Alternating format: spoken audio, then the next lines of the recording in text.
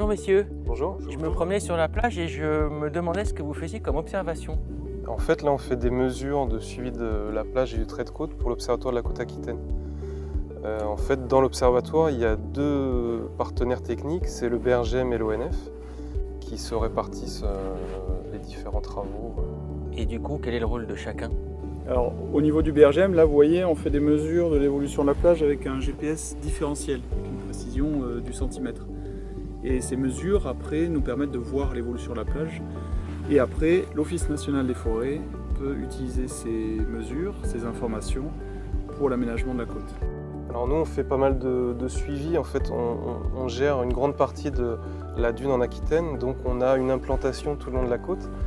Et ça nous permet d'être assez réactifs pour faire des suivis sur les zones d'érosion marine après les tempêtes, de pouvoir suivre au quotidien aussi l'évolution des contacts entre la plage et la dune. Plein d'indicateurs, des indicateurs biologiques aussi qui permettent de comprendre l'évolution de ce littoral. Et alors, qu'est-ce que vous constatez comme évolution sur ce site? Ce que l'on voit, on voit une falaise.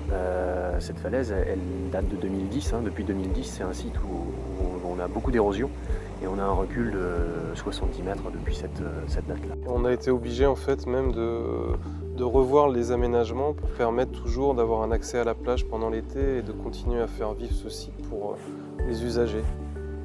C'est grâce aux mesures de l'Observatoire de la côte aquitaine, qui sont prises sur plusieurs années avec des hautes fréquences, qu'on a une meilleure compréhension des phénomènes d'érosion, d'évolution de la plage. Et c'est ces informations-là qui permettent après de prendre des mesures de gestion sur la plage et sur la dune. Le trait de côte évolue. Pour preuve, on observe un blocos là-bas en 39-45, il était à 150 mètres du trait de côte. Là, il est sur la plage et certains sont dans l'eau. En tout cas, on voit bien l'importance du type de suivi et d'observation que peut faire l'Observatoire de la côte aquitaine pour acquérir la connaissance de l'évolution du trait de côte, pour comprendre les processus physiques à l'origine de l'érosion et avec à terme l'objectif d'apporter des clés de décision aux gestionnaires, aux collectivités pour aménager le littoral ou pour le préserver durablement.